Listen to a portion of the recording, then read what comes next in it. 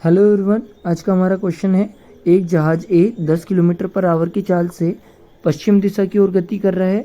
एक अन्य जहाज बी ए से 100 किलोमीटर दक्षिण दिशा में एवं वह भी 10 किलोमीटर पर आवर की चाल से उत्तर दिशा की ओर गति कर रहा है। इन दोनों के बीच की दूरी कितने समय पश्चात न्यूनतम हो जाएगी?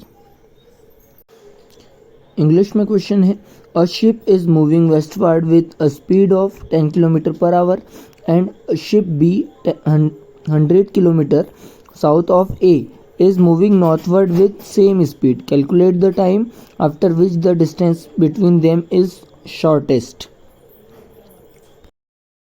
भाई समझ लेते हैं फिर हम नोट करेंगे। राइट, तो हमें क्वेश्चन में दिया गया है कि एक जो शिप है या जहाज है वो वेस्ट की ओर या पश्चिम की ओर 10 किलोमीटर पर आवर की स्पीड से ट्रैवल कर रहा है। 10 किलोमीटर पर आवर, ठीक है। डायरेक्शन भी बना लेते हैं लगे तो हमें चाहिए तो ये नॉर्थ है, ये साउथ है और ये ईस्ट है मतलब पूर्व, और ये वाली पश्चिम वेस्ट, ठीक है। तो ये जो जहाज ए है वो पश्चिम की ओर या वेस्ट की ओर 10 किलोमीटर पर आवर की स्पीड से ट्रैवल कर रहा है और इससे साउथ डायरेक्शन में या दक्षिण दिशा में 100 किलोमीटर की दूरी पर, ठीक है। हमने कहा कि 100 किलोमीटर की दूरी पर एक दूसरा शिप है या जहाज है जो इधर की ओर, नॉर्थ की ओर या उत्तर की ओर सेम स्पीड से मतलब 10 किलोमीटर पर आवर की स्पीड से ये जा रहे हैं। तो इनके बीच की डिस्टेंस भी हम नोट कर लेते हैं कितनी है, 100 किलोमीटर, ठीक है। तो अब एक चीज ध्यान देना है हमें कि भाई ये इधर से इधर जा रहा है और ये इधर से इधर आ रहा है, तो अब दोनों मोशन में है, इसलिए हम इनके बीच का जो कॉन्सेप्ट है मतलब इनमें इस क्वेश्चन में या इस टाइप के क्वेश्चन में रिलेटिव मोशन या आपेक्षिक वेग वाला कॉन्सेप्ट हम यूज करेंगे।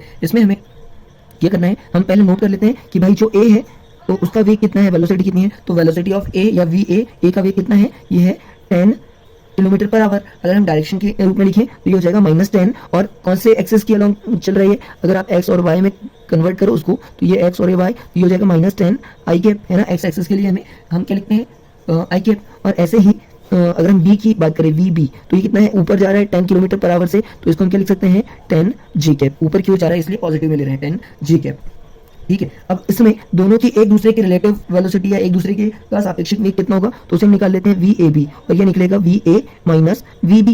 राइट, तो ये कैसे निकलेगा, ये हो जाएगा हमारा वी ए कितना है, -10 आई कैप, -10 आई कैप, ठीक है। और फिर माइनस करना है उसमें से वी बी, तो वी बी ये हमने माइनस लगाया, और वी बी कितना है 10 जे कैप, तो मतलब वी ए बी हमारे पास में आया -10 आई कैप -10 जे कैप। तो इनडायरेक्टली अगर ये यहाँ से अगर ट्रैवल कर रहे हैं तो इसकी दिशा क्या होगी, इसकी दिशा होगी -10 आई कैप। अच्छा, इस पॉइंट को रिप्रेजेंट करते हैं तो आपको डायरेक्शन भी समझ में आएगी। -10 आई कैप, तो यहाँ से -10 आई कैप हम यहाँ पर लेते हैं अगर, और -10 जे कैप मतलब वाई वाले पर होगा, तो हमने लिया मान लो कि ये पॉइंट यहाँ पर है, तो हम इसको देखेंगे तो ये वाला पॉइंट ये एक दूसरे के एकदम सेंटर में मिलेगा, ठीक है। तो ये 10 I cap 10 J cap V A B वाली जो पोजीशन होगी, वी ए बी वाली कौन सी होगी, ये वाली। तो डायरेक्शन क्या, दोनों नेगेटिव है, तो हमें ये इस साइड जाते दिखेगा, ठीक है। जो वी ए बी इस डायरेक्शन में ट्रैवल करता हुआ दिखाई देगा। अब इसमें देखो वी ए बी, अब हमें बोला गया है कि यहाँ से इन दोनों के बीच की डिस्टेंस, शॉर्टेस्ट डिस्टेंस कब होगी, तो ध्यान देना कि पहले तो हम इसका मॉड भी निकाल लेते हैं, जरूरत पड़ेगी क्योंकि ये डायरेक्शन के फॉर्म में है, हमें इसकी जरूरत पड़ेगी mod of V A B. क्यों, आपको समझ में आ जाएगा, ये है चाल या स्पीड, है ना, मॉड में, तो ये हो जाएगा रूट में -10 का स्क्वायर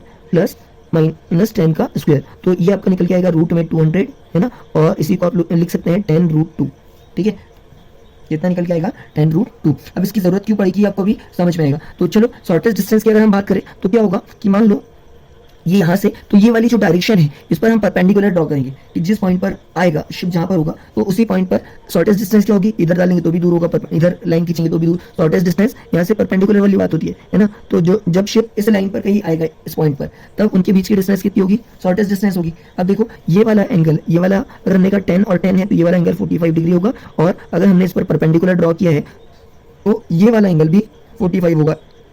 क्यों, क्योंकि इंटरनल एंगल का सम कितना होता है, इंटरनल एंगल का सम होता है 180 ट्रायंगल के, तो ये 90 है, 90 45 45, तो ये हो जाएगा 180 डिग्री, है ना। तो इसलिए ये 45 45 के हैं। अब दोनों अगर एंगल 45 45 के हैं तो यहाँ पर जो ये वाला जो ट्रायंगल बन रहा है वो कौन सा बनेगा, वो ट्रायंगल बनेगा जो ट्रायंगल या त्रिभुज बनेगा, ट्रायंगल या त्रिभुज, वो कौन सा बनेगा दोस्तों, वो बनेगा आइसोसेलेस ट्रायंगल। कौन सा, आइसोसेलेस ट्रायंगल, जिसकी 2 साइड्स इक्वल होती है। कौन सी, 2 साइड्स इक्वल होती है, साइड्स इक्वल होती है, 2 साइड्स इक्वल या 2 साइड्स इक्वल होती है, ठीक है। कौन सा त्रिभुज बनेगा, वो बनेगा सम वी बाहु त्रिभुज बनेगा, समद्विबाहु त्रिभुज बनेगा जिसकी दो साइड बराबर होती है। तो देखो ये यहाँ से यहाँ तक की डिस्टेंस, मतलब ए से बी तक की डिस्टेंस हमें पता है 100 है।